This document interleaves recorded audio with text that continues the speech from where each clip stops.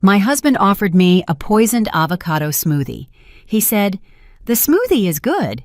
And I replied, "I don't know, baby. Your mother drank it." In that instant, my husband went into a panic and ran to his mother's room. Inside, she was lying on the floor, completely limp. It turned out my husband had planned to poison me to keep my inheritance. Before we begin, please leave a comment letting us know what part of the world you're watching this story from.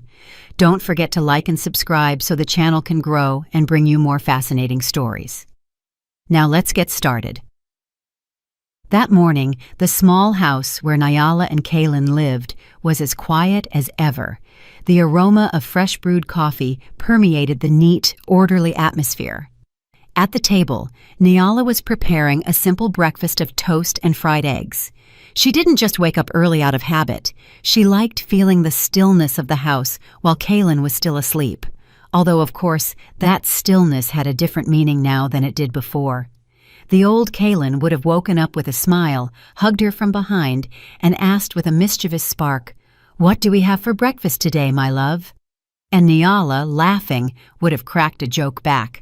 But that custom had disappeared. For almost 2 months now, Kaylin had been waking up with an expressionless face, or worse, the first thing he did upon opening his eyes was check his cell phone without greeting anyone. That morning was no different. Kaylin walked toward the table without even looking at Nyala, pulled out his chair, sat down, and started typing something on his phone. Nyala watched him for a moment, waiting for a greeting, a smile, or at least a good morning. But there was nothing. "Honey, breakfast is ready," she said softly, struggling to keep her tone gentle. He responded dryly, without looking up. Nyala felt a tightness in her chest from this change she couldn't comprehend, but she forced a slight smile. She sat opposite him, contemplating the husband who, although separated only by a table, felt more distant than ever. Several minutes passed in silence. Kaylin put down his phone and started to eat. After the first bite, he dropped his fork with a slight clatter. "It's too salty," he mumbled. Nyala was a bit surprised. "Oh, I'm sorry, baby. Maybe next time." "Next time, don't just throw it together any old way." He didn't shout it, but it was enough to silence her. That monotone voice hurt more than if he had raised his voice. Nyala knew the problem wasn't the breakfast. Something inside her husband had changed, something cold, inaccessible. But she didn't reply. She just nodded in silence. In the afternoon, Nyala was sitting in the living room folding laundry. Kaylin had left around noon saying he had work at the office, but she knew that lately, work was becoming an increasingly frequent excuse. Kaylin was arriving later and later, sometimes past midnight. When she asked him, the answer was always short. "A lot of work." The old Kaylin always kept her in the loop. Nyala looked at the wall clock. The hands moved with exasperating slowness, as if they didn't want to advance, making the house even quieter. She held one of Kaylin's freshly folded T-shirts and sighed deeply. An inexplicable emotion squeezed her heart. It was like feeling that something dangerous was approaching without knowing where it was coming from. She tried to distract herself with a book, but the pages turned without her retaining anything. Anxiety followed her like a shadow. When night fell, Kaylin finally returned. The door opened with a certain abruptness, as if he were in a rush. Nyala, who was on the sofa, turned her head. "You're home, honey?" she asked softly. Kaylin hung up his jacket without looking at her. "Yeah." "Did you have a lot of work? You got in late yesterday, too." Kaylin stopped for an instant and looked at her. His eyes didn't show anger, but rather a calculating sharpness. "What's wrong with you? You don't stop interrogating me. Do you suspect me of something?" Nyala quickly shook her head. "It's not that, baby. It's just that I worry. You're out very late way too often." "I told you it's work," he said, and went to the bedroom. Kaylin's tone tightened Nyala's chest again, not because of the volume, but because of the coldness. That night, Nyala couldn't sleep. Lying in bed, she stared at the ceiling and turned everything over in her mind. Kaylin was already sleeping deeply, but his face looked different, tense, like someone hiding something. Nyala turned toward him. "Baby, "What's wrong?" she whispered softly, knowing she wouldn't receive an answer. She went back to looking at the ceiling, trying to remember when the change had started. Was it when his mother, Mrs. Calloway, started getting sick? When Kaylin began going out more often? Or when he started asking about the family's savings? There wasn't a clear answer, only a premonition that was becoming stronger and more piercing. She closed her eyes and tried to sleep, but her heart was beating too fast. The sensation wouldn't go away. Something abnormal was growing in that house. And Nyala knew that whatever it was, it would drag her in a direction she didn't want to go, but she didn't know what it was yet. Only one thing was certain. Kaylin was no longer the man she knew. 2 weeks had passed since Kaylin's change in attitude had become more evident. Nyala tried to go about her days normally, but every gesture from her husband seemed to have a hidden meaning she couldn't decipher. They lived in the same house, slept in the same bed, but the distance between them was growing more and more. That morning, Nyala was writing down the kitchen products she needed in a small notebook she always kept. It was her custom to keep a log of household expenses to manage the home in an organized way. Just as she had finished writing rice on a new page, Kaylin approached suddenly. "What is that?" he asked abruptly. "The grocery list, honey," Nyala replied gently. "We're out of a few things." "Give it here."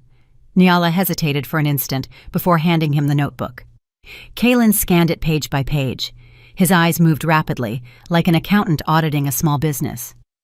"We spend too much," he said finally. Nyala was surprised. "What expenses, baby? It's all basic necessities." Kaylin pointed at some entries. "Soap, detergent, oil. You buy these things too frequently." Nyala blinked, confused. "But we use them daily." Kaylin snapped the notebook shut. "From now on, I'll manage the money. You don't need to buy so many things." His voice was firm, almost an order. There was no room for discussion. He put the notebook in his jacket pocket without asking for permission. When the door closed after Kaylin left, Nyala stood there, stunned. A husband managing the finances could be normal, she knew that, but the way Kaylin had done it was strange. He seemed like someone who wanted to completely control the cash flow without a clear reason. During the day, Nyala went to her mother-in-law's room, Mrs. Calloway, to bring her lunch. The elderly woman's health had worsened in recent weeks. She lacked strength, her voice cracked often, and sometimes she seemed absent. Nyala sat on the edge of the bed and placed a bowl of puree on a small table. "Mama Calloway, you have to eat," she said with tenderness.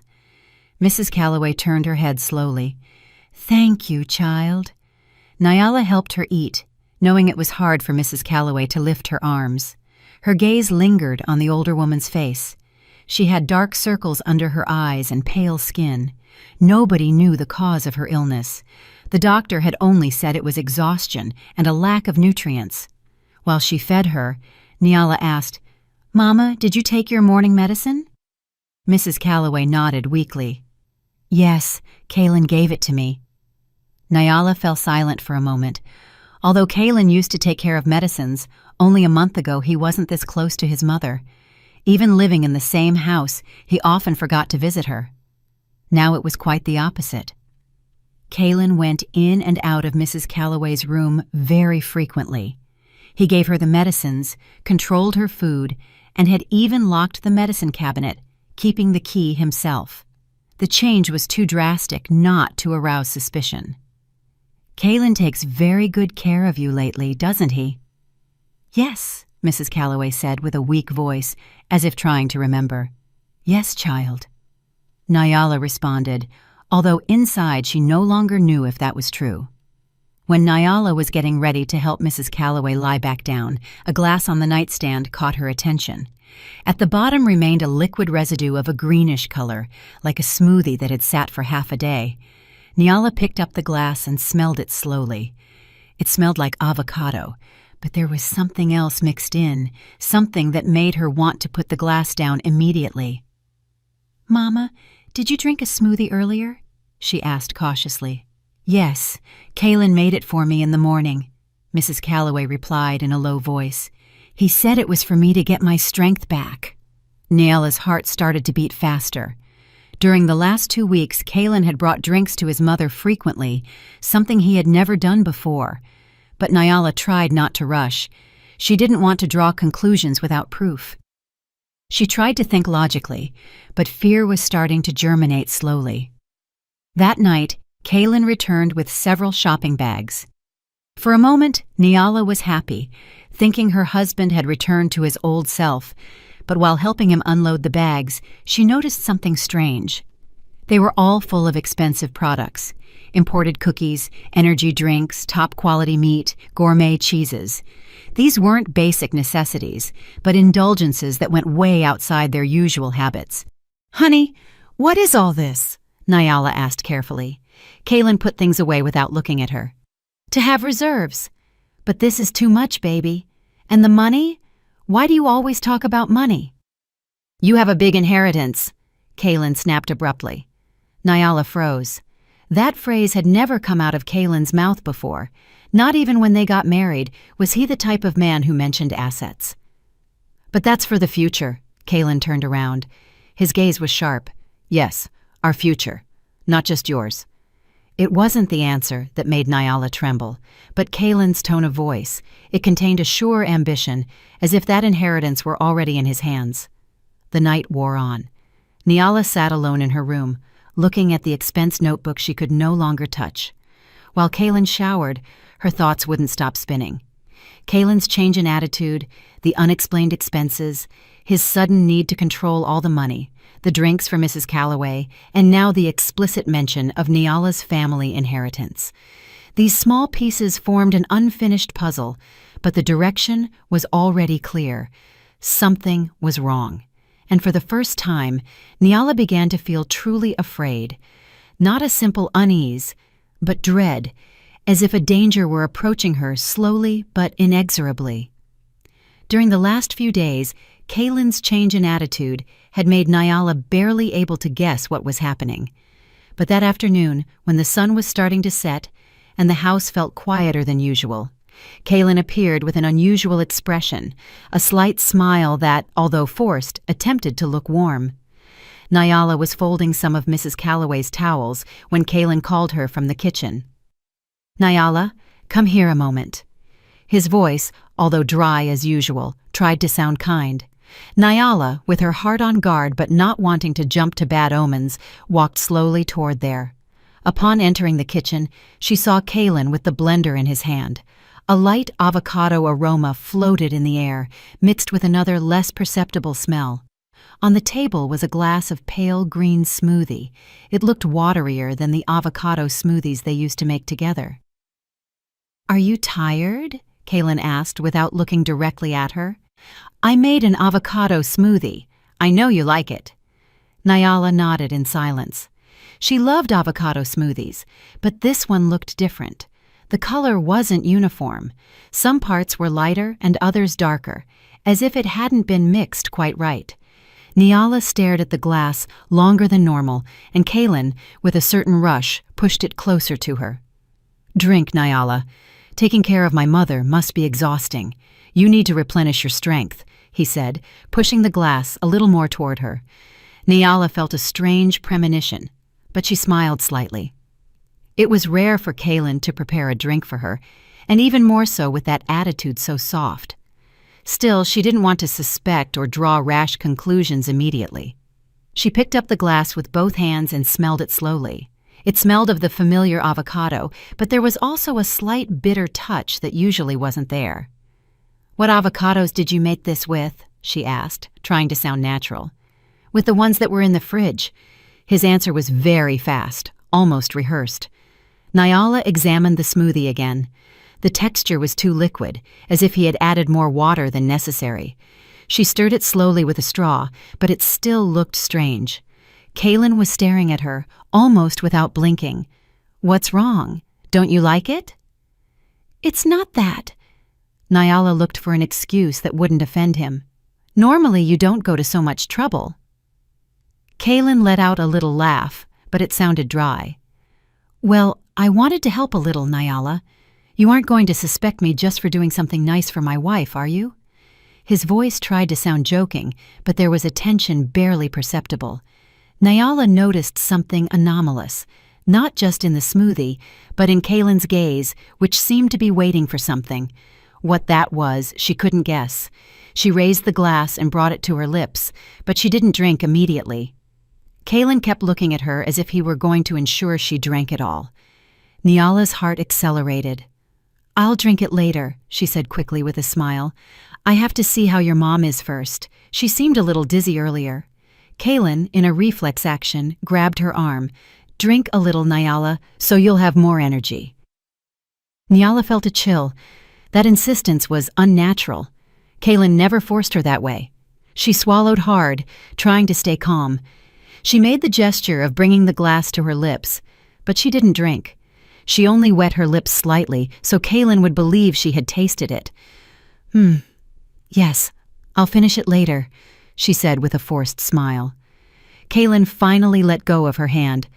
"All right, if you need anything, tell me." Nyala nodded and, with the glass in her hand, left the kitchen. Upon reaching the hallway that led to Mrs. Calloway's room, she slowed her pace, making sure Kaylin wasn't following her. She held her breath for a moment, trying to perceive the taste on the tip of her tongue. There was a strange, slight bitterness, not the bitterness typical of an avocado, but something similar to finely ground medicine. Nyala's skin bristled. She didn't want to jump to conclusions, but she couldn't ignore that combination of flavors. With cautious steps, she entered Mrs. Calloway's room. Her mother-in-law lay as usual, without strength. Her face was pale, but her eyes were still open. "Are you thirsty, Mama?" Nyala asked softly, leaving the glass of smoothie on the nightstand. Mrs. Calloway nodded weakly. "Just a moment, Mama. I'll bring you water," Nyala said, looking at the glass of smoothie again. She didn't intend to give it to her.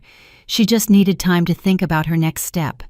But that uncomfortable sensation had already transformed into a small fear crawling through her mind. What is Kaylin doing? And why does that smoothie have such a strange taste? Those questions followed her as she left the room, as if the shadow of the smoothie glass were clinging to her back. And without her knowing it, that suspicion was only the beginning of something much darker.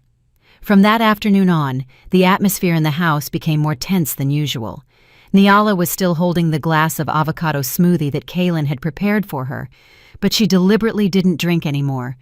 The bitter taste that had brushed her lips earlier persisted faintly, reinforcing her conviction that something wasn't right. However, she struggled to keep calm, especially because Kaylin seemed to be watching her every move. When Nyala returned to the living room, Kaylin immediately looked at the glass in her hand. "You haven't drunk anymore." His voice tried to sound normal, but she still saw a nuance of insistence. Nyala smiled weakly. "I wanted to go to your mother's room first, honey. She seemed tired."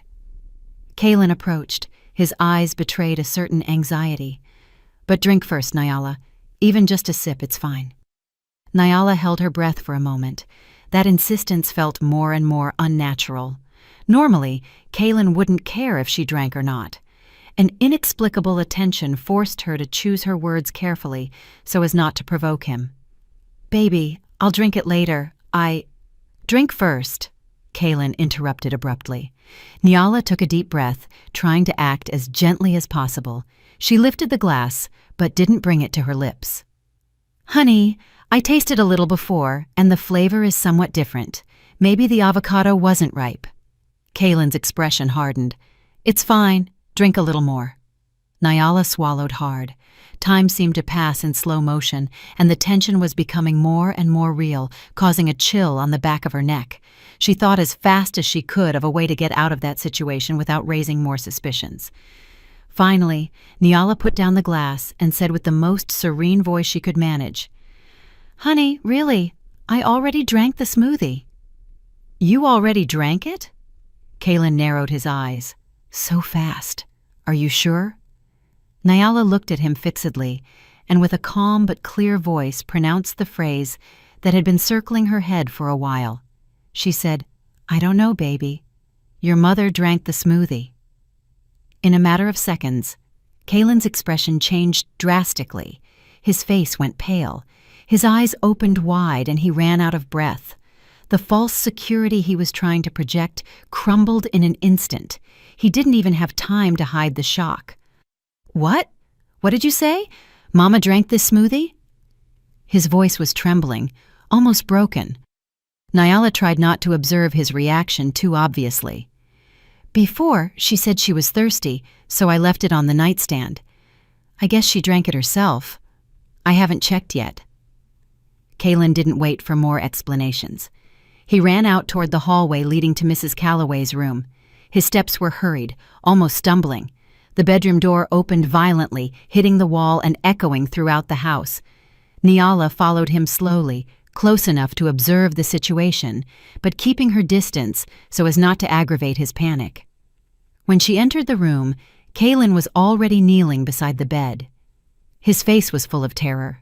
Mrs. Calloway lay limp, paler than usual. Her eyes were closed, and she was breathing with difficulty.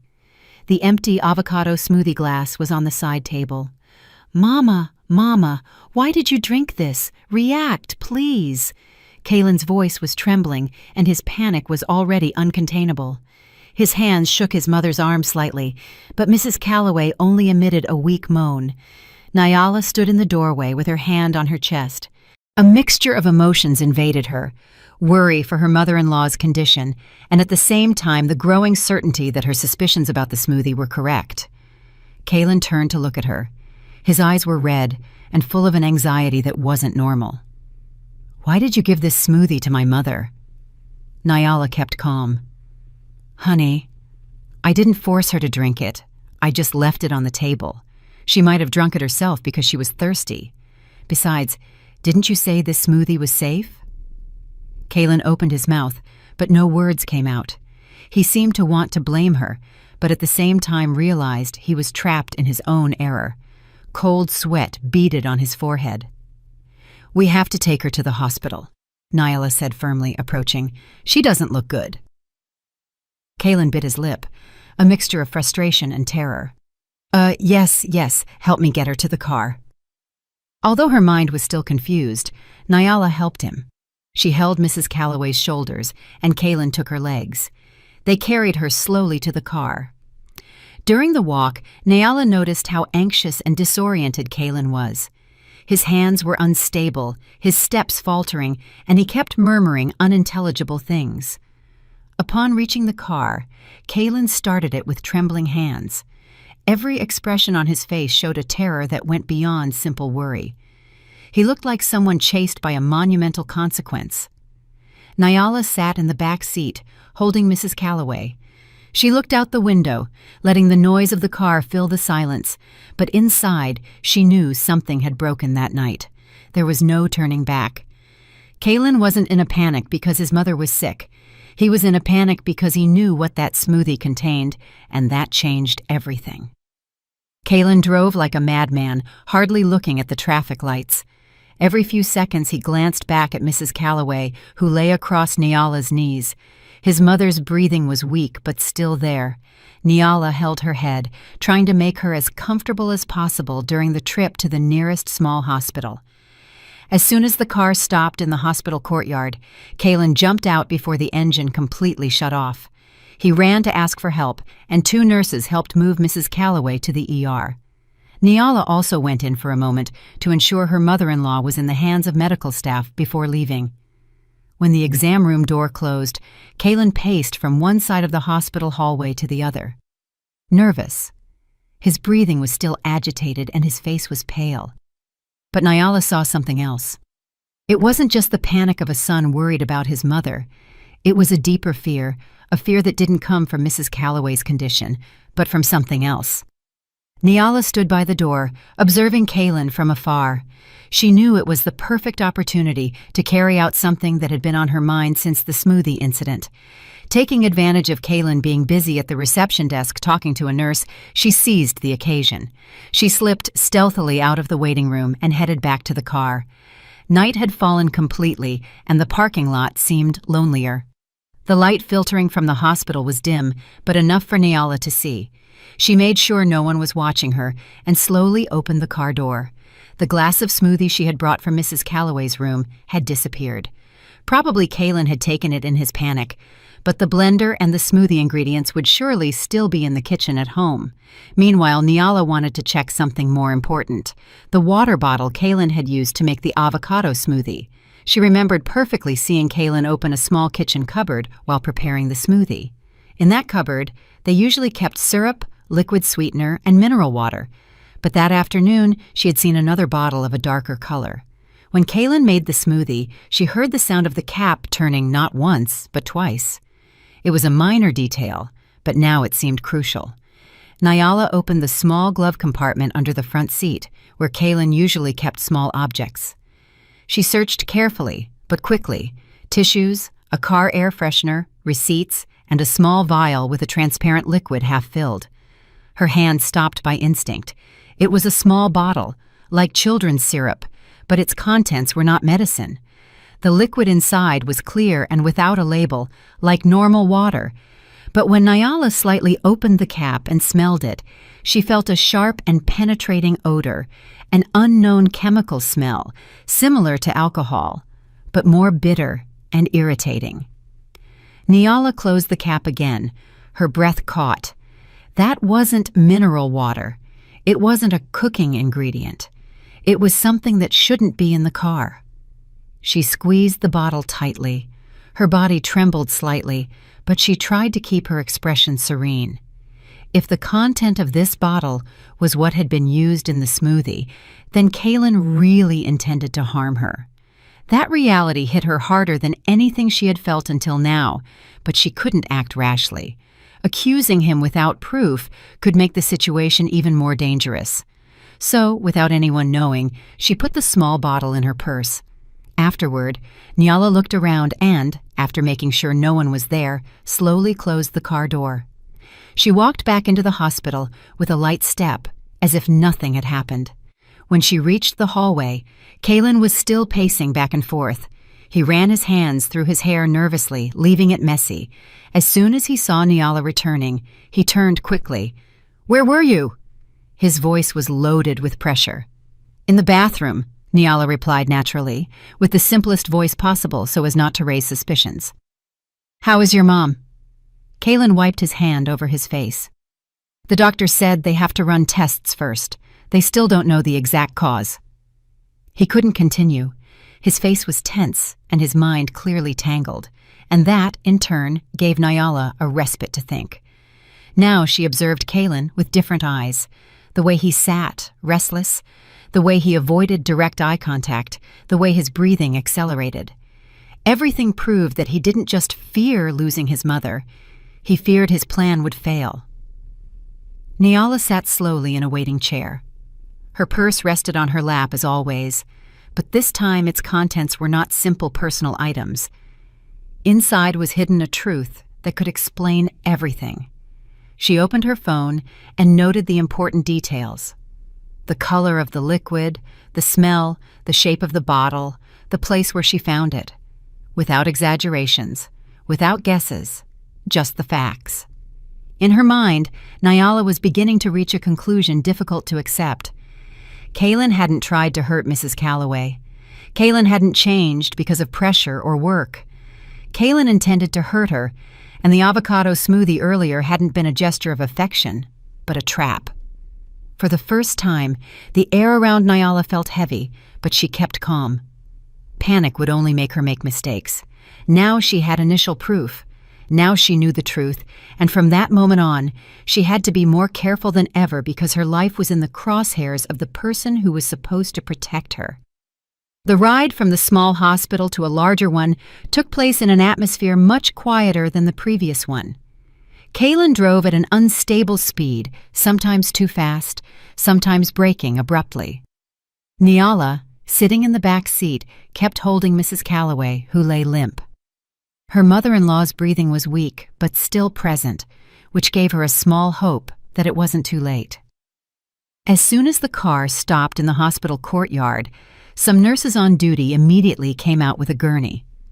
Seeing Mrs. Calloway's condition, Kaylin helped transfer her, but his hands trembled and his face was pale. Almost every step was accompanied by a sigh of anxiety he couldn't control. "Quick! "The patient is critical," said one of the nurses while they took Mrs. Calloway to the ER. Nyala followed with a steady step, while Kalen, in his rush, almost crashed into a glass door before stopping. He clearly couldn't hide his panic. Shortly after, a man of about 50 years, with a white shirt and a stethoscope around his neck, appeared in the hallway. His face was serene and determined, and he looked very familiar to Nyala. "Mrs. Nyala," he called her, "what happened? Why have you brought your mother-in-law here?" It was Dr. Sterling, the family doctor who had attended Mrs. Calloway for a long time. He approached, and seeing Mrs. Calloway on the gurney, his expression turned serious. "Doctor, my mother-in-law lost her strength suddenly," Nyala replied quickly. She kept her voice firm so as not to add more tension. "Please examine her." Dr. Sterling nodded without saying anything else. "Take her to the observation room. I'll examine her immediately." The nurses pushed the gurney toward the room. When Kalen tried to follow them, Dr. Sterling stopped him by the shoulder. "Wait outside a moment. I need to examine her without interruptions," he said firmly. Kalen was clearly uncomfortable waiting, but he nodded. He stood restlessly in front of the door, while Nyala, a few steps from him, kept calm despite the confusion she felt. After a few minutes that seemed like an eternity, Dr. Sterling came out of the exam room, closed the door silently, and seemed to meditate on something before speaking. "What happened earlier?" the doctor asked, addressing Nyala, not Kalen. At the question, Kalen's body tensed. Nyala swallowed. She couldn't reveal her suspicions directly. That could only bring about a more dangerous situation. But she couldn't lie either. "My mother-in-law ate something earlier," Nyala replied in a low voice. After that, her condition worsened rapidly. Dr. Sterling frowned. "What did she eat?" "Avocado smoothie," Nyala replied sincerely, maintaining a neutral expression. The doctor's eyes turned serious. "Just with a smoothie, her condition shouldn't have worsened that much. I just checked the initial symptoms, and there are indications of mild intoxication." Hearing the word intoxication, Kalen shuddered as if he had received an electric shock. "What do you mean, doctor?"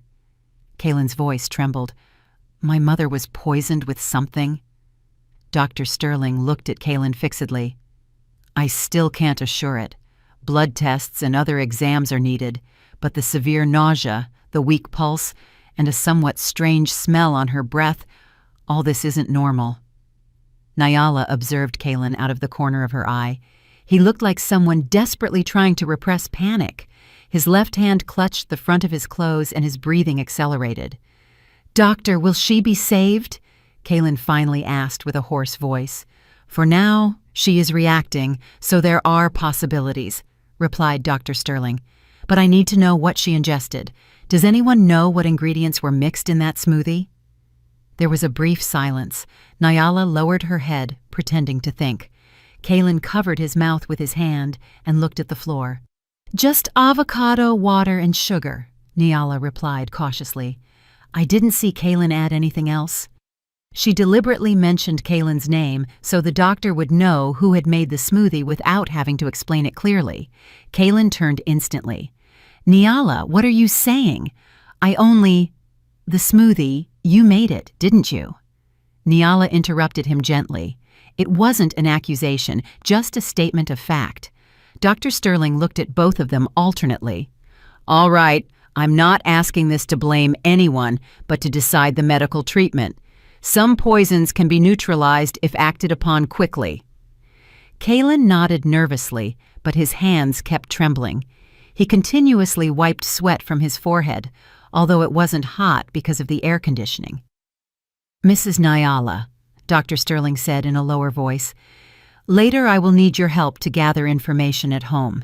If there is any juice left, any bottle, or anything that seems suspicious to you, let me know. It's important." Nyala nodded in silence. "Yes, doctor." Kalen let out a ragged sigh. "Doctor, my mother will recover." "I will do everything possible," replied Dr. Sterling with a firm voice, "but you two must be honest. If there is anything I should know, tell me." Then the doctor went back into the observation room, leaving Nyala and Kalen in a hallway that suddenly seemed narrower. Nyala sat down slowly, clutching her purse. Kalen stood at the end of the room holding onto a column. His face was disfigured by a panic he could no longer hide. But for Nyala, something was even clearer. Kalen's fear wasn't solely due to Mrs. Calloway's condition. He feared that what he had done was about to be discovered, and that turn of events forced Nyala to be much more cautious in her next move. After a night of anxiety at the hospital and a return home full of confused thoughts, Nyala realized that her fear didn't come from a single incident, but from a series of small patterns that together formed a terrifying image. She sat at the desk in her study under the warm light of a small lamp and began to note everything she had seen, heard, and felt recently. Not to accuse, but to maintain rational thought. On the first page, she noted Kalen's change in attitude, the almost non-existent greetings, the more frequent evasions, and the night outings with the excuse of work. Then she noted the new habits that had appeared suddenly, taking charge of Mrs. Calloway's medicines, locking the medicine cabinet, and now worrying excessively about what his mother ingested. She didn't describe the scenes in detail, but limited herself to brief points so the pattern was clearly visible. Next, Nyala added the details related to the avocado smoothie, the strange texture, the bitter aroma that only she had perceived faintly, and Kalen's reaction when she told him Mrs. Calloway had drunk it. These small pieces, separately, didn't seem conclusive. But putting them together, they pointed in the same direction. There was an abnormal element of control and management. She paused and looked at the pen.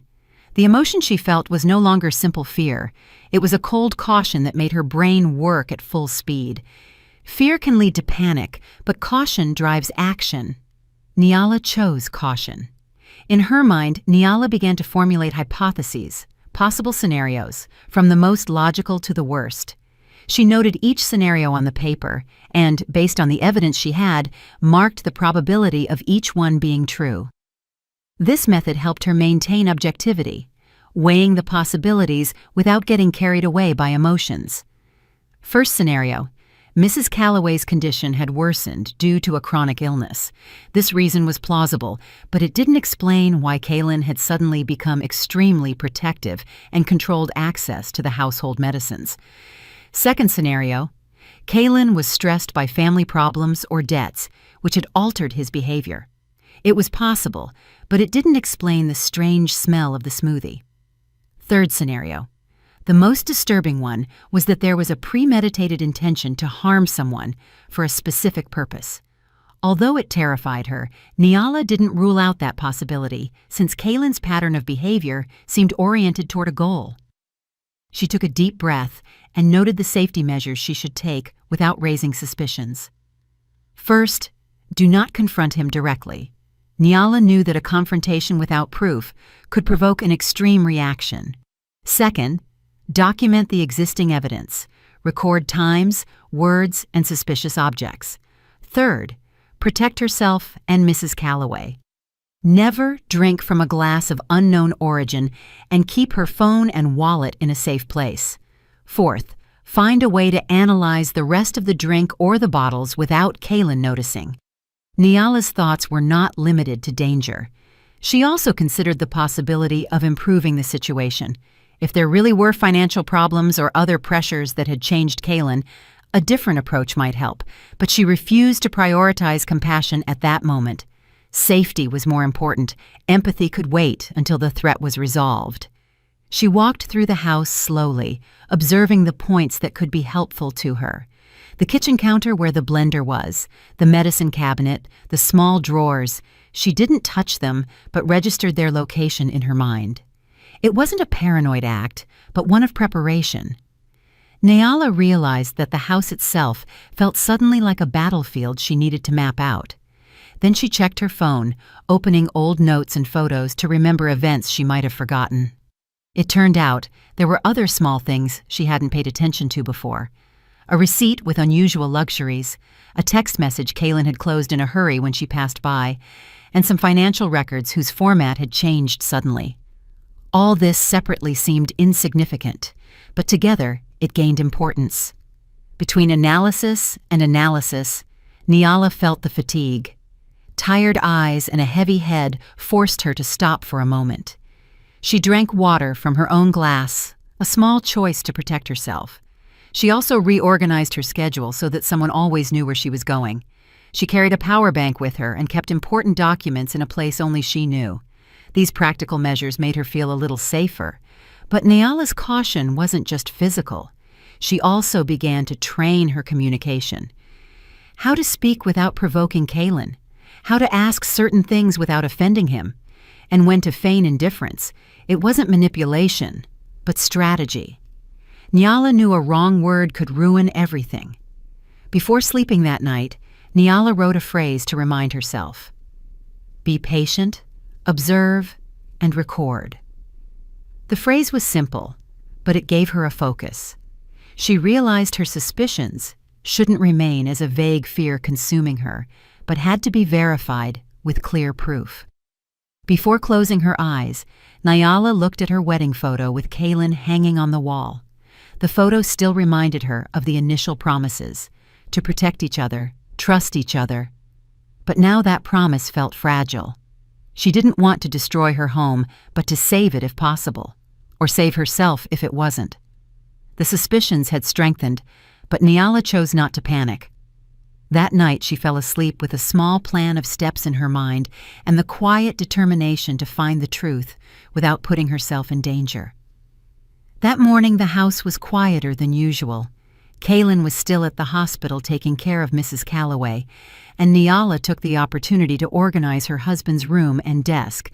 She didn't intend to search his things. She just wanted to check if there was anything else she needed to know before moving forward. Upon opening the third drawer, usually full of receipts and thin folders, Nyala found a blue folder she hadn't seen before. The folder was clean, pristine, and dust-free, which meant its contents had been handled recently. Nyala's heart started to beat faster, not from a sudden suspicion, but because her intuition had been telling her for a long time that Kalen was hiding something. She opened the folder slowly. Inside were several official documents with the logo of a large insurance company. In the name field, it clearly said Nyala Perez. She was speechless, feeling a chill down her back. Her right hand trembled slightly as she read the documents. The insurance sum indicated was a huge amount, far exceeding their savings. But what shocked her most was the phrase under the beneficiaries section. Kalen Rodriguez. For a moment, Nyala's stomach clenched. It wasn't the amount that surprised her, but the fact that she had never signed that insurance policy. She remembered well all the important documents she had signed. She wasn't the type of wife who simply nodded at money matters. Nyala always liked to read the details carefully, make sure everything was clear and reasonable. But this document was unknown. She sat in the chair trying to breathe, but felt an inexplicable oppression. Her gaze fixed on the signature that was supposedly hers. It looked similar, but it wasn't identical. There was a small line she never made and a curve too long. It was very subtle, but enough to prove the signature had been forged. Nyala covered her mouth, containing a sound that almost escaped her. This was no longer about Kalen's change in attitude. It wasn't about the avocado smoothie or the suspicious bottle. It was something bigger, more planned, and more dangerous than she had ever imagined. She reread the document to make sure she hadn't misunderstood it. The insurance had already gone into effect 3 months ago, and the waiting period was about to end. If something happened to her, a huge sum of money would be paid immediately to Kalen. It wasn't an amount paid without reason, and it was impossible for Kalen to have taken out such a large insurance policy without a clear plan. Nyala felt her eyes heat up, not from rage, but from a mixture of terror and desolation. She remembered every moment, from the way Kalen had started to control the food to his attitude change, which felt forced. All those pieces began to fit with a brutal clarity. This proof became the center of everything, pointing to a single possibility so cruel she wanted to deny it. But Nyala didn't let herself get carried away by emotions. After a few minutes of holding her head and catching her breath, she decided to look at the other documents in the folder. There were copies of emails, approval letters, a medical report, and proof of insurance premium payments. Everything had been done regularly, in her name, and without her knowledge. Nyala closed her eyes. So that's why, she thought. She remembered the moment Kalen had first mentioned household finances, his attitude of strictly controlling expenses, and his way of starting to control small things he didn't care about before. Now everything made sense. The motive? Money. The proof of a motive that until now only existed in Nyala's imagination was now in her hands in the form of an irrefutable document. She squeezed the folder slowly and placed it back on the desk. The fear that was previously abstract had turned into concrete terror, but on the other hand, a new force was growing inside her. Not blind courage, but determination. This was no longer a matter of conjecture. It was a matter of survival. Nyala used her phone to photograph the documents, ensuring she had a copy, and then returned everything to its original place. Each sheet was handled with care so as not to leave a trace that the folder had been opened. Closing the drawer, she felt her chest was still tight, but at the same time she felt firmer. From now on, she had to take new measures, more cautious measures, and more goal-oriented. She shouldn't act rashly. She had to go through the day as if she knew nothing. When she heard Kalen's voice in the entryway in the afternoon, Nyala stood upright in the kitchen. She looked at her husband with a small, natural smile, a smile forced for her own safety.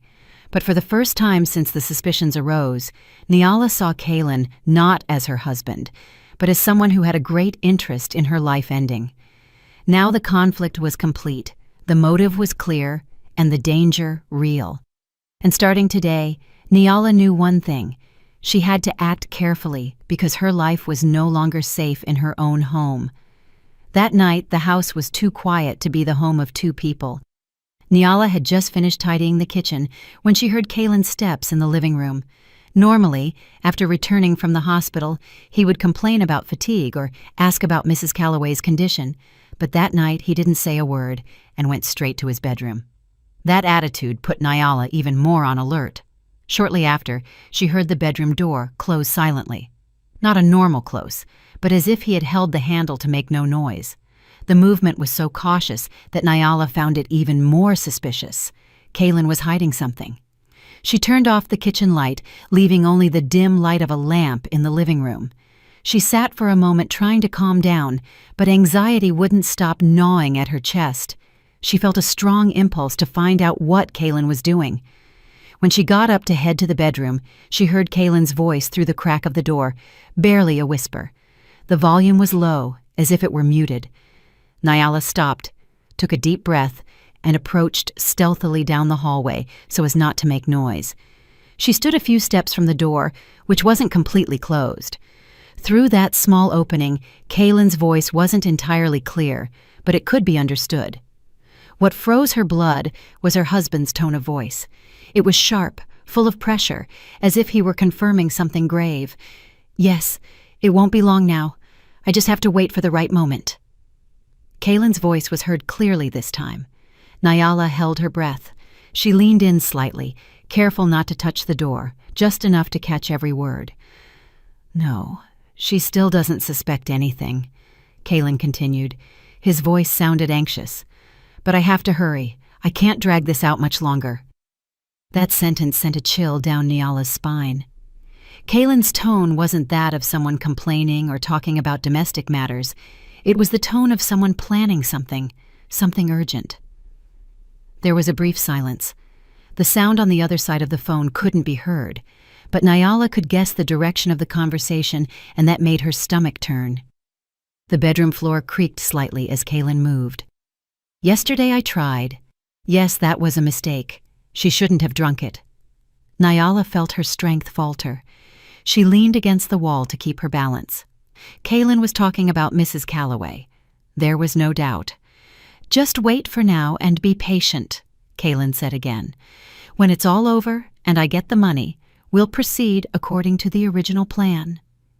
Hearing the word money, Nyala closed her eyes. The pieces she had found in the previous chapter now fit into a complete picture. The motive, the plan, the small actions she had suspected all this time, everything pointed to a single point. Her life was the target. Kalen lowered his voice. Nyala had to lean in more to hear. "Don't worry. I won't give her time to do anything.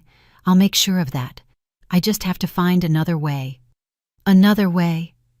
Nyala felt the skin on her arms prickle. That word wasn't a simple plan, it was a clear threat. Kaylin didn't sound like her husband anymore. He sounded like someone calculating possibilities, looking for loopholes, and ensuring his plan didn't fail again. After a few seconds of silence, Kaylin let out a long sigh.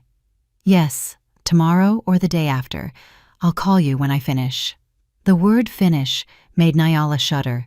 She swallowed hard and backed away quickly a few steps before Kaylin hung up. She held her breath until her chest hurt. If Kaylin had come out and she had still been in the hallway, everything would have been ruined. Nyala went back to the living room and sat down, pretending to look at her phone. A few seconds later, the bedroom door opened. Kaylin came out with a tense face, but when his eyes met Nyala's, he forced a small smile. "You haven't gone to bed yet?" he asked. Nyala shook her head. "I'm not tired yet. I'm going to rest a bit." Kaylin went to the fridge and took out a bottle of water. Nyala watched his every move, the way he breathed, the way he avoided looking at her too long, the way his fingers trembled slightly. Everything confirmed one thing to her. Kaylin was executing a grand plan and feared it would fail again. Nyala said nothing, just smiled weakly. "Honey, tomorrow I want to go see your mom for a while," she said, trying to make it sound natural. "Ah, yes," Kaylin replied dryly, neither an objection nor a question, and that was precisely what convinced Nyala even more. Kaylin was so focused on another plan that he wasn't paying attention to trivial details. That night, after Kaylin went into the bedroom first, Nyala stayed in the living room. She hugged a small cushion and felt a slight tremor in her fingertips, not from simple fear, but from the realization that it was no longer safe to live in that house. Every corner of the house seemed like a trap, every object a threat, and every breath of Kaylin's sounded like a countdown. She closed her eyes and made a decision inside herself. She had to move faster than Kaylin. She had to seek protection, and she had to do it without her husband noticing. Because after that conversation, Nyala knew one thing for certain. If she stayed still, she wouldn't survive. That morning, Nyala got up earlier than usual. Her mind was still full of the voices from the previous night. Kaylin's voice, his pressured tone, the veiled threat, and the plan he had almost carried out. Every word kept resonating in her ears. Her heart was beating hard, but her thoughts moved faster than the fear. She knew one thing. If she wanted to survive, she needed proof, not simple conjectures or hunches. She needed recordings, documents, and anything that could prove Kaylin really intended to harm her. Nyala sat on the edge of the bed and looked at her phone. She opened the voice recording app and checked that the battery was full. She couldn't afford any mistakes. First, she had to ensure the next conversation was recorded without Kaylin realizing. Second, she had to get the most important thing, the remains of the avocado smoothie that neither Mrs. Calloway nor she had drunk. She glanced at the door. Kaylin was still sleeping, looking tired and anxious. His body moved sometimes in small spasms, as if he were still trapped in the previous night's plan. Without wasting time, Nyala got up silently and opened the bedroom door without making the slightest noise. In the kitchen fridge, she still kept the glass of juice she hadn't thrown away. It was the first piece of evidence. She opened the fridge door and saw the liquid in the glass. The water and the avocado fiber had started to separate, and the smell had changed slightly, but a trace of the strange aroma that had made her suspicious the day before still remained. Nyala swallowed hard, took 2 small plastic bags from a drawer, and opened the glass. She carefully poured the smoothie liquid into each bag, leaving a little in the glass so as not to raise suspicions. She tied the bags tightly and put them in a small container she usually used to store spices. Discreet, nothing suspicious, and safe. She placed the container in the back of the fridge, behind the sauce jars and the jam. Kaylin never looked at the inside of the fridge in that much detail, so that place was relatively safe. After securing the first piece of evidence, Nyala went back to the table and picked up her phone. She had to keep her distance from Kaylin, but be close enough to capture the conversation. But first, She had to provoke Kaylin to talk about something related to his plan. She couldn't depend only on chance. She held the phone and thought, what could make him talk? Kaylin was under pressure. A person like that usually reacts when a plan goes awry. And what had twisted his plan? Mrs. Calloway's condition. Nyala traced a strategy. Half an hour later, when Kaylin woke up, his heavy steps headed to the kitchen. He seemed not to have slept well, probably thinking about a plan that was becoming more and more urgent. Nyala received him with a faint smile. She shouldn't show fear. "Honey," she said in a low voice while preparing hot tea, "I'm worried about your mom. I had a nightmare last night." Kaylin stopped. His face tensed slightly. "What dream?" Nyala sighed as if containing anxiety. "I dreamed her condition worsened. I think we have to talk." Kaylin didn't answer immediately. Nyala placed the phone on the table with the screen facing down as if she had left it randomly, but actually she had pressed the record button a while ago. "Nyala," Kaylin said with a grave voice, "I'm very stressed right now. Don't complicate things more for me." Just in that tone, Nyala knew she had struck a nerve. "Baby, if something happens to your mother, it won't be my fault, right?" Kaylin's body tensed. "What do you mean?" "The smoothie," Nyala said, holding her breath and making her words sound natural. "It's just that I'm afraid you'll misunderstand it." Kaylin pulled up a chair and sat down. His attitude went from defensive to cautious. "You said she drank it herself," he said. "Yes," Nyala replied softly, "but lately you seem different, honey. I'm afraid you're hiding something." Nyala read that change. She knew Kaylin was debating whether to speak or not. The pressure of his plan, Mrs. Calloway's condition, everything was frustrating him more and more, and a frustrated person often makes verbal mistakes. Kaylin said slowly, "Sometimes you think too much." Nyala didn't reply. She just looked at him, pretending to wait for an explanation, although she was actually preparing every second of that recording as evidence. "The important thing," continued Kaylin, "is that we don't create new problems. Yesterday caused me enough headaches. Everything should have gone according to the plan." That phrase, "according to the plan," was instantly registered in the recording. Her heart was beating hard, but her face remained serene. "Honey, what plan do you have?" Nyala asked, pretending confusion. Kaylin realized immediately he had spoken too much. "I don't want to say, well, the financial plan, the family plan, those things." He got up quickly, drank water, and left the kitchen without continuing the conversation. But for Nyala, his words had already been enough. Incomplete, but enough to prove that Kaylin was carrying out something he called the plan. After Kaylin went into the bathroom, Nyala picked up the phone and stopped the recording. She saved it with an ambiguous name like Audio Day 10. Then she went to the fridge and checked that the smoothie samples were safe. After making sure everything was in its place, she realized something. She had started moving, she had started gathering evidence, she had started planning her steps, but most importantly, she had started fighting back. And from that moment on, there was no turning back. If Nyala wanted to survive, she had to think continuously several steps ahead of Kaylin. Now the house had turned into a silent battlefield. That afternoon, the air in the living room of Nyala's house felt calmer than hours before. The panic over Mrs. Calloway's sudden fainting had passed, and now the atmosphere was beginning to settle. The doctor who had examined her via video call said Mrs. Calloway's condition was stable and that it was only due to physical exhaustion and accumulated stress. But despite that, Nyala couldn't avoid the worry. She was sitting in a corner of the sofa observing Mrs. Calloway, who was opening her eyes slowly. Her eyelids fluttered, and finally she looked around. Her breathing was slow, like someone who has just returned from a long trip. "Mama!" Nyala called her, almost in a whisper. Mrs. Calloway blinked. "Nyala, where am I?" she asked in a low, hoarse voice. "In our house, Mama. You fainted when you were about to leave. I got really scared, Nyala replied without hiding her relief. Mrs. Calloway took a few seconds to remember what happened. She massaged her temples with an expression of deep confusion. "Oh, why did I faint like that?" she murmured, more to herself.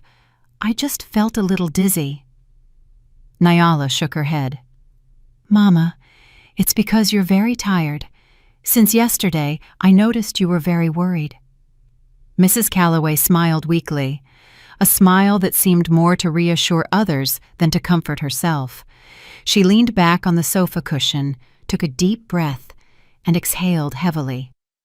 "Sorry, I've been a bother," she said quietly. "Mama, don't say that. On the contrary, I'm the one who is worried. You are like a mother to me." Mrs. Calloway's gaze softened. There was warmth in it, but also sadness. Perhaps a mixture of gratitude and guilt she had been keeping for a long time. After a brief silence, Nyala decided to ask the question she had been holding back. "Mama, what were you really thinking about? Why do you seem so overwhelmed? Is it because of Kaylin?" At the question, Mrs. Calloway fell silent. Her hands, which were playing with the edge of the blanket, stopped. She lowered her head slowly. "Nyala, I've kept many things to myself. Maybe I've trusted too much that Kaylin would change one day." Nyala swallowed hard. "Change, Mama?" Mrs. Calloway nodded weakly. "Yes, since he was little, Kaylin has been a smart boy, but he has always had a character trait that scared me. Ambition. Not a healthy ambition, but that kind that makes him feel he always has to be above others." Nyala listened attentively. This information didn't totally surprise her, but she didn't know Kaylin's character had manifested so young. "Before," continued Mrs. Calloway, "if he participated in a competition and didn't win, he would get angry for days, not out of disappointment with the result, but because he didn't accept there was someone better than him. His father said he would get over it, but it wasn't like that." Nyala lowered her head. Some incidents she had lived through during her courtship with Kaylin began to make more sense. The way he treated people he considered inferior, his manner of making decisions unilaterally, his need for attention. Everything seemed to stem from a root cultivated over a long time. "So you've been suffering alone all this time?"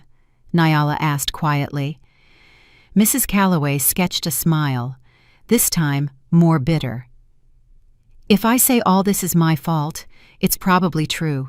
I've closed my eyes too many times. I thought his ambition could be channeled in a good direction, that he just needed a little guidance, but it has gotten worse." Nyala continued slowly. "Yes," Mrs. Calloway nodded weakly. "Especially after adolescence, he started feeling he always had to be superior, and as an adult, he learned he could get anything simply by imposing himself." A feeling of bitterness brushed Nyala's heart, but she kept calm. She knew it wasn't a matter of blaming, but of understanding. "Mama, it's true that Kaylin has put me through difficult moments," Nyala said softly. "But I have never blamed you." Mrs. Calloway looked at her, sincerely moved by those words. "Thank you, child. I have always feared you would suffer because of his character, but hearing you tell me this reassures me." Nyala's heart clenched, but she smiled. "If I'm honest with you," Mrs. Calloway continued, "earlier I fainted not only from exhaustion. I was terrified by the idea that you would have to go through what you told me about again, and I didn't want to be the cause." Nyala took Mrs. Calloway's hand and wrapped it gently. "You will never be the cause. You have always been by my side, and that is more than enough." Mrs. Calloway's eyes filled with tears, but she held them back. "You are a good girl, Nyala. If Kaylin were like you, even just half—" "I'm sorry, Mama, but I think everyone has their own path. Kaylin, too. I just hope one day he realizes that life doesn't consist of beating others." Mrs. Calloway nodded. "I hope so, too." Silence fell again. but this time it felt more peaceful. There wasn't the same tension as before. It was a moment of understanding between two people who had repressed their feelings for a long time. Nyala arranged Mrs. Calloway's blanket and stood up silently. "Mama, rest a little. I'll make you some hot tea." Mrs. Calloway smiled softly. "Thank you, child." While Nyala headed to the kitchen, Mrs. Calloway followed her with her gaze. With misty eyes, she felt a relief she hadn't experienced in a long time. Perhaps, she thought, it was the first time she spoke about Kaylin with sincerity, without fear, and for some reason, for the first time, she felt hope. Not for Kaylin, but for herself, for a quieter life, without carrying a weight she could no longer be responsible for. When the sky began to darken, Nyala arrived at the door of her house. The porch light was on, but the atmosphere felt heavier than usual. She took a deep breath before opening the door, trying to compose herself after the long conversation with Mrs. Calloway, which had left her emotionally exhausted. Upon entering, the house was in a state of impeccable order, too impeccable. The chairs in the living room seemed arranged with millimeter precision, and the TV remote was placed vertically on the table. And Kaylin was sitting on the sofa with his back straight and hands clasped over his chest. His own posture seemed a sign he was waiting for her. Not a calm wait, but a wait with something darker. Kaylin's gaze rose slowly when Nyala closed the door. "You're late," he said dryly. He wasn't angry, but cold. Nyala swallowed. "It's just that your mom fainted, and that's why—" "She fainted," Kaylin interrupted her. His eyebrows arched slightly, but not out of worry, but rather a curiosity full of suspicion. "You told me you were going to walk her home, not that she had fainted." Nyala opened her mouth, but the words got stuck. Kaylin already had a series of questions prepared. She saw it in his look.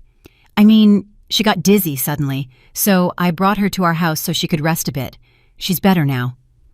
Kaylin didn't answer immediately. He looked at her for a few seconds, as if weighing whether he could believe what she was telling him. Just with that atmosphere, the air felt heavy, as if a thin blanket of pressure had been spread between them. "You look nervous," he said finally. His voice was low. "Are you hiding something?" Nyala tried to keep calm. "No, honey." Kaylin smiled weakly, a smile that never appeared unless he felt superior to others. "You know I don't like you lying to me, honey. Why didn't you call me as soon as she fainted?" Kaylin tilted his head. "Or did you want me not to find out on purpose?" Nyala's heart raced, but she tried to keep her tone of voice steady. "In that moment, I didn't react. I was completely focused on helping her. Besides, I thought you'd be busy." Kaylin stood up. His movements were slow. It wasn't a physical threat, but enough for Nyala to feel the space around her shrinking. "On the contrary, if something happens, you should tell me first," he said, approaching. "I'm your husband. It's normal that I want to know what happens to our family." His words sounded reasonable, but the pressure they contained was subtle, but very clear. The implicit message was evident. It is I who must know everything first, and if not, it is wrong. Nyala backed away half a step unconsciously. "Baby, I'm not hiding anything," she repeated in a low voice. "I'm just tired." "Tired?" Kaylin suppressed a small laugh. "Lately you're tired often." Nyala lowered her head. She knew it wasn't a comment, but a skillfully disguised accusation. Kaylin examined her face, and then threw a question that silenced her. "Did you talk about me?" The question was sharp. It wasn't loud, but it was like a blow to the chest. Kaylin was now only a step away from her, close enough to feel the tension in the air. "Honey, we just had a normal conversation." "A normal conversation," repeated Kaylin. His voice was calm, but equally piercing. "I know her. My mother likes to exaggerate everything that has to do with me. Surely she told you things." "No, honey," Nyala replied quickly. Too quickly. And Kaylin caught it. This time, he smiled more weakly and more dangerously. You know, Nyala? I can feel something is wrong. You came home with a different face, as if you knew something I don't know. Nyala sighed, trying to think clearly. She didn't want that night to end in a huge fight. I'm just worried about your mom. That's all, honey. Don't imagine things. Kaylin looked at her fixedly for a long time, as if trying to read her thoughts just with his gaze. All right, he said finally, stepping back a little. If you say so, I'll believe you. But Nyala knew Kaylin said it not because he really believed her, but to make her feel she was still under surveillance. He wanted to show her he knew many things, even if he didn't really know anything. Kaylin headed to the table, picked up an empty glass, and without turning said, Tomorrow, before going anywhere, tell me first. I don't want this to happen again. The tone wasn't loud, but very binding, like a new rule inserted suddenly into the house routine. A rule not discussed, only proclaimed. Nyala squeezed her fingers. Okay, honey. We have to trust each other, added Kaylin while filling the glass with water. And for that, you have to always be honest with me. The atmosphere in the house became even quieter. The TV was on without sound, and the living room light seemed sharper, and Nyala stood in the middle of the room with an increasingly suffocating sensation. Kaylin sat back down, but this time he turned on the TV sound as if everything were fine. Come and sit. Stay a while with me. Nyala walked slowly. Every step felt heavy. She sat at the end of the sofa, keeping her distance, but not so far as to raise more suspicions. They looked at the TV screen without really seeing it. Kaylin looked at her out of the corner of his eye from time to time, often enough so Nyala couldn't breathe easily. There were no screams or extreme actions, but the pressure was more real than anything else. And that night, for the first time, Nyala realized how silent a house can sound when the silence is full of fear. That morning the air felt heavier than usual. Nyala was sitting in a hospital waiting chair, moving her hands non-stop, restless, not because of the cold, but because her mind was full of all the bad possibilities. She hadn't slept well all night. She had only closed her eyes, alert so Kaylin wouldn't notice her change in attitude. The smoothie sample she had secretly saved was finally analyzed in the hospital lab with Dr. Sterling's permission, and that morning they had called her to give her the results. The doctor's office door opened slowly, and Dr. Sterling came out indicating to Nyala with a small gesture to enter. Nyala got up, straightened her clothes, and entered with her chest increasingly tight. The room was quiet and simple.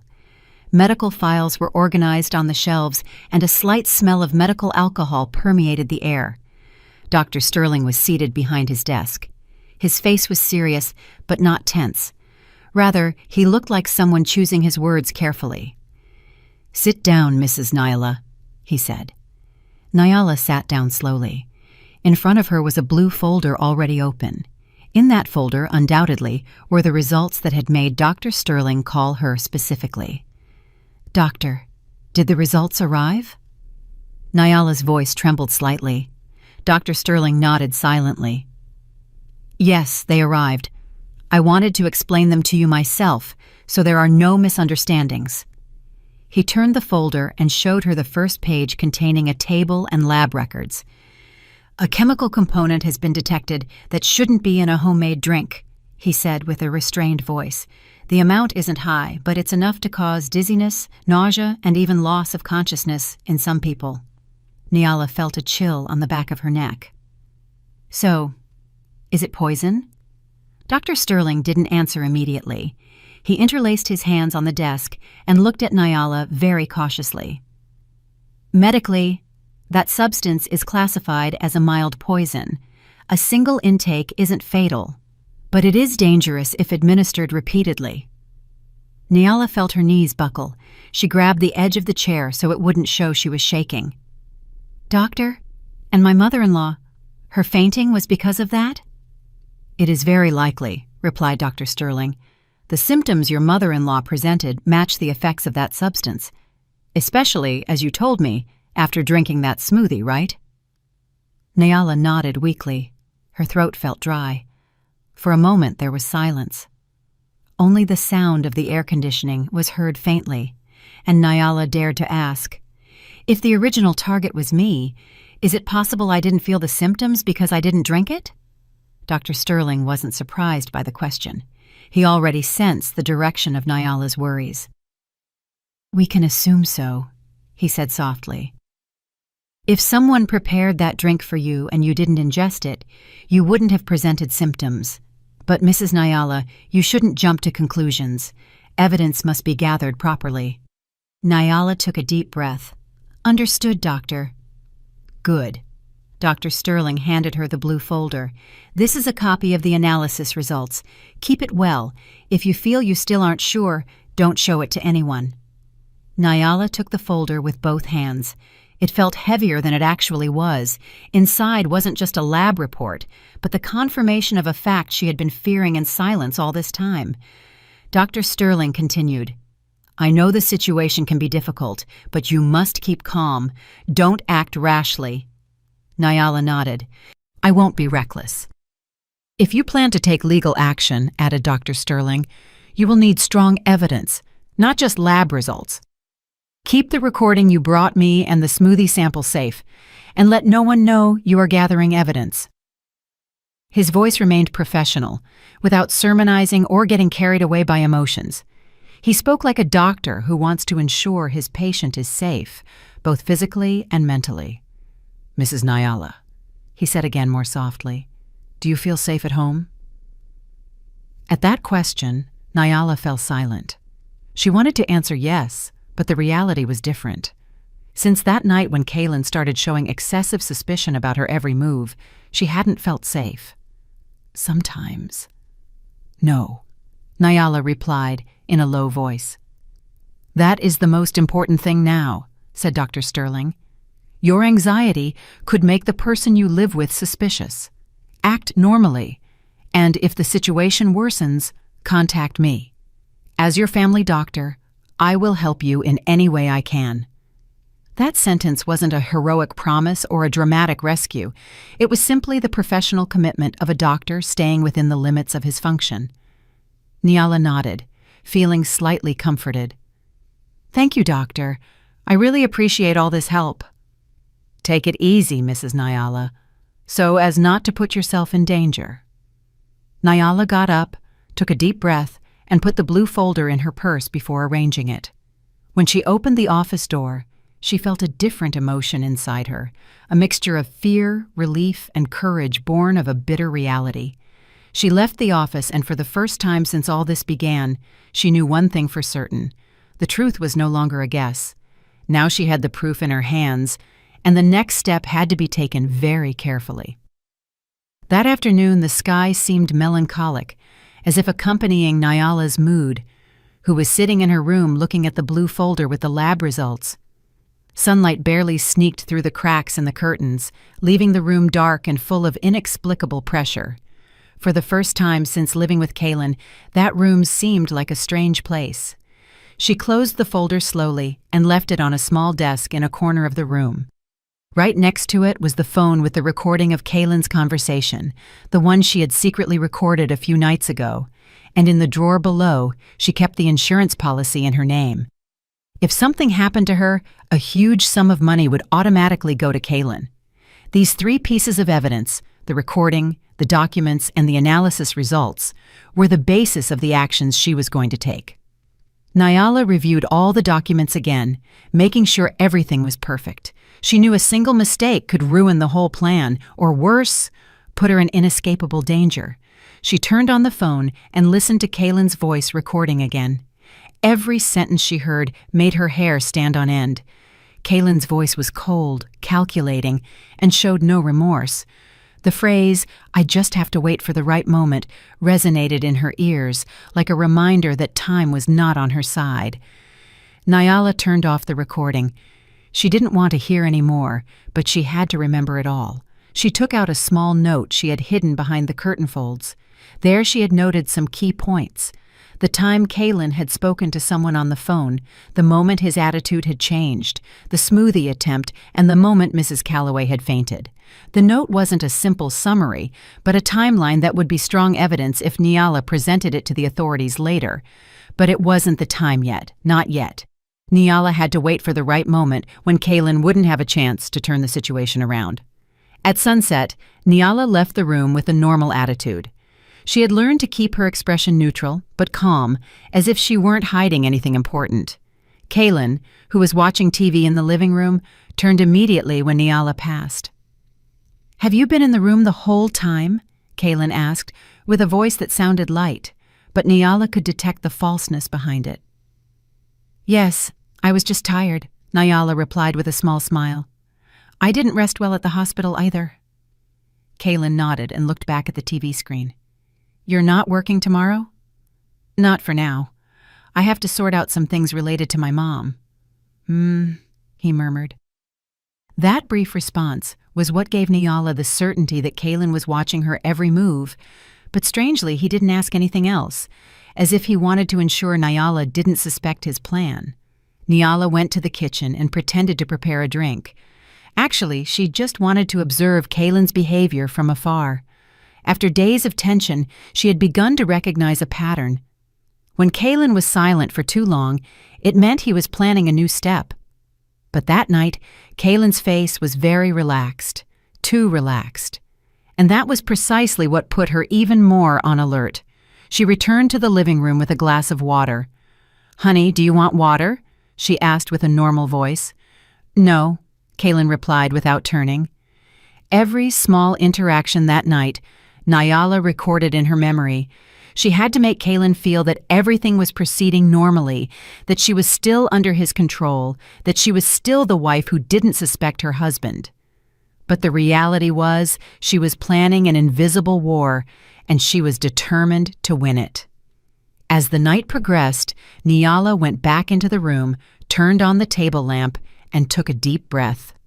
In front of the drawer was a small bag she had prepared specially to keep all the evidence. Carefully, she put in the analysis results from the blue folder. The voice recording backed up on a USB drive, the insurance policy, and the timeline note she had written. She hid the bag under a pile of old clothes Kaylin almost never touched. "This isn't enough," Nyala whispered to herself. She picked up her phone and activated additional lock settings, a new PIN, a new pattern, and the evidence files hidden in a secret folder. She even made a backup to an email she only accessed from a safe place. She couldn't take any risks. Nyala's grand plan was simple, but very meticulous. 1. Gather perfect evidence. 2. Wait for Mrs. Calloway's condition to stabilize so she could be a key witness. 3. Present all evidence to the authorities when Kaylin wasn't home. 4. Ensure she was in a safe place before Kaylin realized everything. She wrote down each step on a small paper, tore it into several pieces, and threw it in the trash in the backyard. No trace should remain. Near midnight, Nyala heard Kaylin's steps approaching. She quickly turned off the table lamp and lay down, pretending to sleep. The bedroom door opened slowly. Kaylin stood in the doorway, observing Nyala. His breathing was quiet, but it felt like surveillance. Nyala kept the rhythm of her breathing stable. She held herself back from moving a muscle. After a few seconds that seemed like an eternity, Kaylin closed the door and walked away. At that moment, Nyala opened her eyes. She knew the moment was close. One step remained for the truth to come to light, and she had to ensure Kaylin didn't have time to realize he was falling into a trap. That morning, the house was quieter than usual. Nyala got up early, not out of anxiety, but because today was the end point of a long journey she had traveled in silence. All the evidence was prepared in a small bag she had kept under the bed during the night. The recording, the analysis results, the insurance policy, and the timeline note were there, organized and perfect. She stood for a moment in front of the mirror, ensuring her face showed no fear. Today, she had to look as serene and firm as possible. Whatever happened, she couldn't waver. When she left the room, Kaylin was sitting in the dining room looking at his phone screen. His face showed no suspicion, or perhaps he was too sure everything was still under his control. "Honey," Nyala called him with a serene voice. Kaylin turned. "Yes, what is it?" "We have to talk."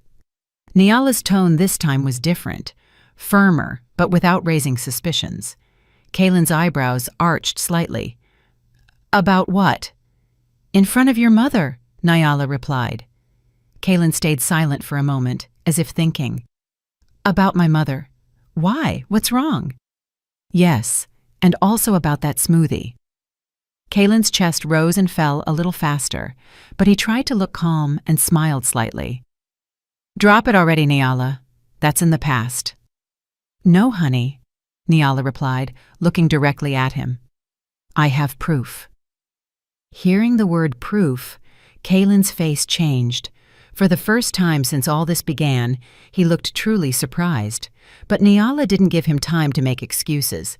She turned toward Mrs. Calloway's room, and Kaylin had no choice but to follow her.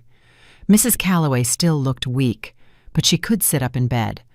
When Nyala entered, she smiled slightly at her, but the smile disappeared seeing Kaylin enter a few steps behind. "What's wrong?" Mrs. Calloway asked in a low voice. Nyala sat next to her, opened the small bag she was carrying, and without grand words, took out the evidence one by one. She put the analysis results from the blue folder on Mrs. Calloway's knees. The USB drive with the recording of Kaylin's conversation she left on a small table. She unfolded the insurance policy, showing the suspicious page. Kaylin stood stiffly a few steps from them. "Nyala, you can't suspect lightly like this." "I don't suspect lightly," Nyala replied. "All this is proof." Mrs. Calloway picked up the blue folder with trembling hands, read a few lines, and her look changed to one of surprise, pain, and disbelief. "Kaylin, is this true?" Kaylin opened his mouth, but no words came out. Nyala continued with a calm but clear voice. "Mama, that poison wasn't an accident. It was planned. The target was me. Only you drank it first." Mrs. Calloway covered her mouth to contain a sob. She turned toward her son, the look of a mother who seemed more hurt than by any word. "Answer, Kaylin." Her voice was trembling. "What does all this mean? Did you really try to hurt your wife?" Kaylin breathed with difficulty. His face went pale. He massaged his forehead as if trying to deny everything. But when Nyala played the recording from her phone and Kaylin's voice, speaking clearly of the plan and the right moment, filled the room, there was no room for lies anymore. He lowered his head. His shoulders sank like someone who can no longer deny a reality, pointing directly at him. "I couldn't help it, Mama," Kaylin said in a low voice. "I needed the money. I had to finish everything fast." "You couldn't help it?" Mrs. Calloway interrupted him with a sharp, though weak, voice. "What kind of son are you? Money is more important than your wife's life?" Kaylin covered his face with his hands. "I didn't know what to do." Nyala looked at him without excessive hatred. There was sadness, a sense of loss, but not explosive rage. She had already passed that phase in the last few weeks. Now only firmness remained to save herself. "Honey," Nyala said in a low voice, "listen to this well. I am not going to live in this house anymore. I have prepared everything. I want my life and my safety back." Kaylin looked at Nyala with red eyes. He wanted to approach, but Nyala's expression stopped him. It wasn't hatred, but the clarity that there was nothing left to fix. "Nyala, can I explain everything?" he pleaded. "No, Kaylin," Nyala replied with a soft but firm voice. "There are things that can't be fixed just with explanations." Mrs. Calloway cried, not from pain, but from the reality that her son had become someone she no longer recognized. "Kaylin, do you shame me?" Nyala got up, put her things in the bag, ensuring all the evidence was well closed. Kaylin took half a step toward her, but stopped when Nyala raised her hand slightly in a stop sign. "I am going to present this evidence to the proper authorities," she said. "But first, I'm leaving. I need space to breathe." Nobody stopped her. Nyala left the room, left the house, and when the door closed behind her back, she felt as if she were taking the first breath of air after having been underwater for a long time. The sky, unlike the tension lived inside the house, seemed clear. The afternoon breeze caressed her face gently, as if congratulating her for the courage to take a difficult but important step.